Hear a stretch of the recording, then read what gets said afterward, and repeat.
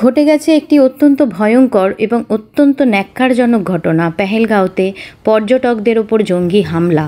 এতে পর্যটন শিল্প ধাক্কা খাবে ঠিকই, কিন্তু যে বাঙালির পায়ের তলায় সর্ষে বলে বদনাম আছে তাদেরকে আতঙ্কবাদ এভাবে আটকে রাখতে পারবে না।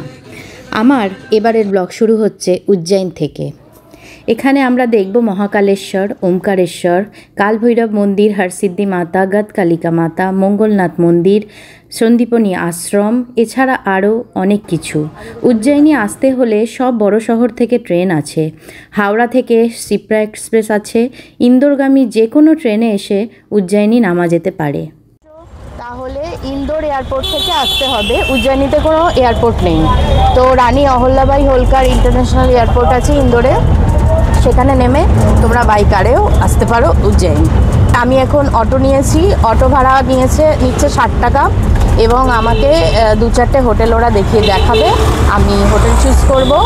সোলো ফিমেল ট্রাভেল করছো তাদের জন্য একটা টিপস, হোটেল দেখার বিষয়টা সেফটি ফার্স্ট। তো ভিডিও কলে বাড়ির কাউকে নিয়ে নিই বা কোনো বন্ধুকে নিয়ে নিই, যারা ভিডিও কলে থাকে, এবং ভিডিও কলে থাকা অবস্থায় আমি রুম দেখি ওদের সাথে গিয়ে, তাহলে পুরো সেফটি। তো এটা একটা ট্রিক্স। আর তাও যদি না হয় তাহলে ফেকভাবে ফোনে কারোর সাথে কথা বলতে থাকবে, যে হিন্দিতে, যেটা ওরা বোঝে, হিন্দিতে কথা বলবে ফোনে, যে হ্যাঁ मैं तो ये होटल में आई हूँ, ये रूम देख रही हूँ, এরমভাবে কথা বলবে যাতে ওরা বোঝে তোমার ফোনে কেউ আছে। তো এটা একটা ট্রিক্স। আমি নিয়েছি হোটেল সদযুগ ইন। তো হোটেলের রুমটাও তোমাদের দেখাবো। দেখো, এটা মোটামুটি আমার 1800 করে পড়লো।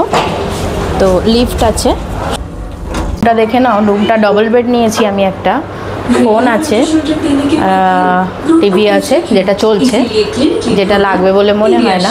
একটা বিশাল বড় আয়না আছে, ড্রেসিং টেবিল একটা বেশ ভালো, একটা ওয়ার্কিং টেবিল আছে, চেয়ার আছে, আর এখানে জাস্ট এটা একটা কর্নার আছে, আর এখানে এসি আছে, একটা উইন্ডো এসি, আর বাথরুমটাও বেশ ভালো, পরিষ্কার, বেসিন আছে, টুল, বালতি, মগ, ডাস্টবিন, পট, এবং কর্নারটা বেশ ভালো, পরিষ্কার, ঝকঝকে।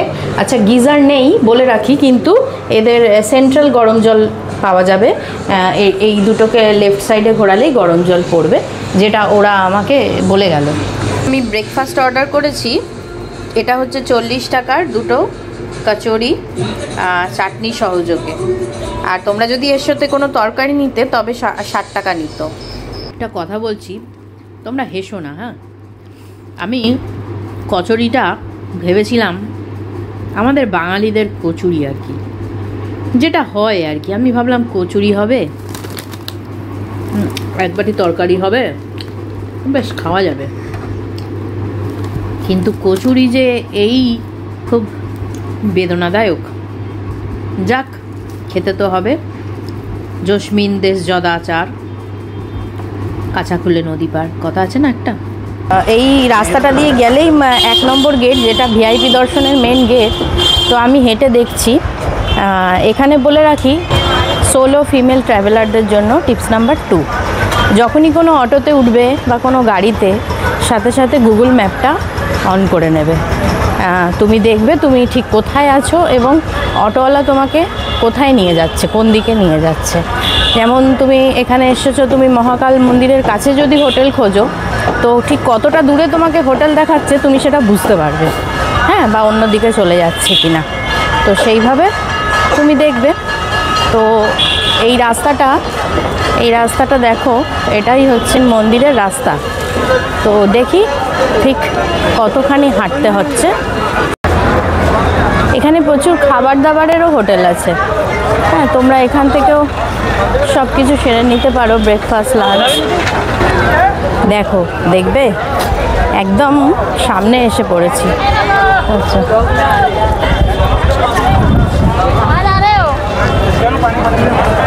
দেখি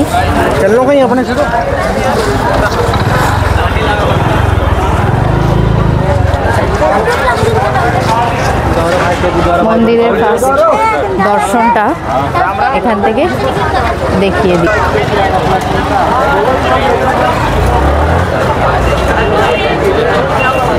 পাচ্ছ বন্ধুরা,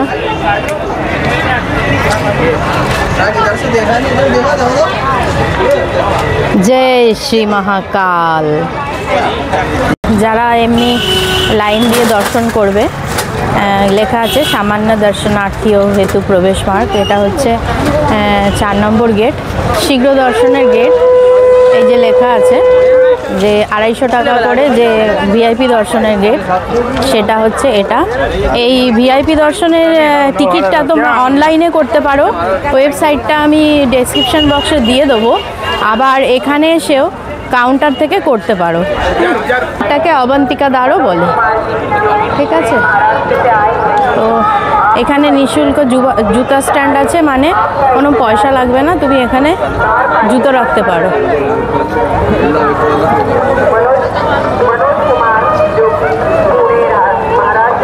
এখান থেকে তোমরা মহাকালেশ্বরের প্রসাদ নিতে পারো। মহাকালের এখান থেকে লাড্ডু দেওয়া হয় প্রসাদ, সেটা টোকেন মানি দিয়ে নিয়ে নিতে হবে। তো দর্শনের টিকিট আমি কালকে করেছি, যেটা আমি অনলাইনে করে এসেছি। তো কালকে সকালবেলা এখানে 7টা থেকে 8টা টাইমিং আছে, তো এখান থেকে এসেই আমি শীঘ্র দর্শন করব। তো তোমাদের দেখিয়ে দিলাম যে এইভাবে আমার হোটেল থেকেও খুব কাছে 1 নম্বর গেটটা, তাতে অনেক সুবিধা হবে। কাকড়ি নিয়ে নিলাম 20 টাকার 1 পাও কাকড়ি, এটা খাবো এখন।